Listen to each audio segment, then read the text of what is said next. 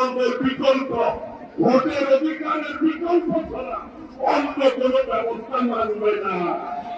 আমাদের শুনতে হয় বিএনপি 17 বছরে কোনো কিছুই করে নাই। এই বাংলাদেশের মানুষ 17 বছর আন্দোলন সংগ্রাম করেছে ফ্যাসিবাদের বিরুদ্ধে, বৈষম্যের বিরুদ্ধে।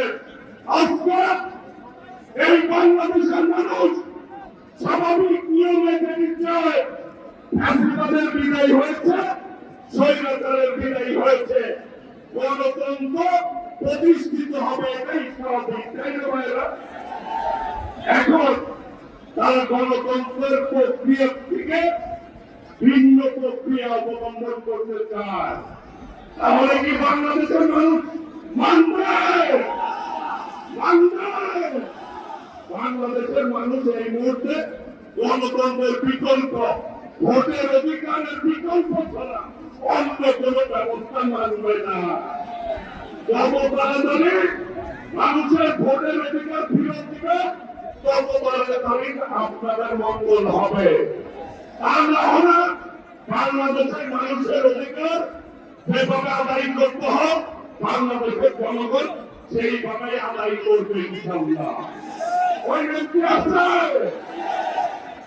হাসিনা পালিয়ে গেছে, ব্যক্তি আছে, সবাইকে জোরে বলতে হবে, ব্যক্তি আছে, হাত তুলে বলতে হবে, ব্যক্তি আছে। ওই সেই ব্যক্তি খালেদা জিয়া, খালেদা জিয়া, তারেক রহমান, তারেক রহমান মিলের কাছে আমরা ফিরে বাংলাদেশে স্বাধীনতার ঘোষক দিয়ে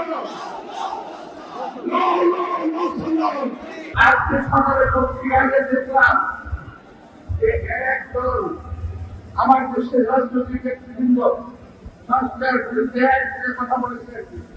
আমার সে ভয় আছে কথা বলে নাই কেন? আমি এই কথাটাই বলেছিলাম, আপনাকে দেবেন ইলেকশন করবো, হবে দেশের লোক নিয়ে আমাদের সবাই মিলে আপনার একটা বলবো। যাই হোক, এটা অন্য আমি তো আমি বলতে চাই যে এক পক্ষ বলতে রাখেন প্রতিটা দল কেউ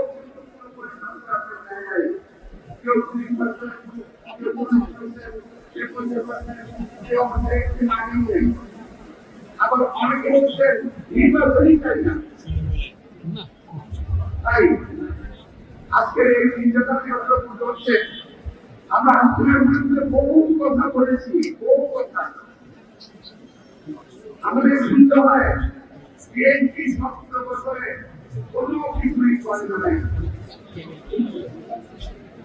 এই সময় তুমি আসলেন আমাদের নেতৃবৃন্দ, আমার সামনে আসছেন আমাদের নেতৃবৃন্দ, কেউ কি করতে পারবেন? 17 বছরে আপনার কেউ জেল যান নাই, কেউ কি করতে পারবেন? যে বাংলাদেশের এই বিএনপি নেতৃবৃন্দ জেল খালি নাই, গ্রেফতার হয় নাই। যারা বক্তৃতা করেছিলেন এবং যারা ফাঁসির মঞ্চে জীবন দিয়েছেন, তারা সবাই সাদা মানুষ ছিলেন না। তারা কেউ সাদা ছিলেন, কেউ কালো ছিলেন, কেউ ছিলেন আমাদের মতো কৃতবর্ণের মানুষ। তারা যদি শ্রমজীবী মানুষের কল্যাণের জন্য, তাদের অধিকার আদায়ের জন্য, তাদের জাতি, তাদের ভাষার উন্নয়নে ঐক্যবদ্ধ হয়ে আমাদের জন্য দৃষ্টান্ত স্থাপন করতে পারে, তাহলে আমরা কেন বিভিন্ন জেলার মানুষ, বিভিন্ন শিল্পের মানুষ, বিভিন্ন প্রতিষ্ঠানের মানুষ আমরা কেন ঐক্যবদ্ধ হতে পারি না? আর যদি আমরা হতে না পারি, তাহলে নিজের যে আমরা যে দিবসটা লাভ করি, আমরা তো ভারত থেকে শিখলাম না। কাজে যে দিবস পালনের সঙ্গে আমাদের যে কথাটা শিখতে হবে যে তারা যেন তাদের ধর্ম, তাদের বর্ণ, তাদের ভাষা, তাদের জাতীয়তার মধ্যে উঠে ঐক্যবদ্ধ হয়ে তাদের দাবি আদায় করতে পেরেছিলেন। আমাদের তো সকল ভেদাভেদ ঐক্যবদ্ধ হয়ে আমাদেরকে দিতে হবে, আমাদের দুর্ভোগ বন্ধ করতে হবে, আমাদের সমস্যার সমাধান করতে হবে। শ্রমজীবী মানুষ চাইলে মারা যায় এমন কিছু নয়।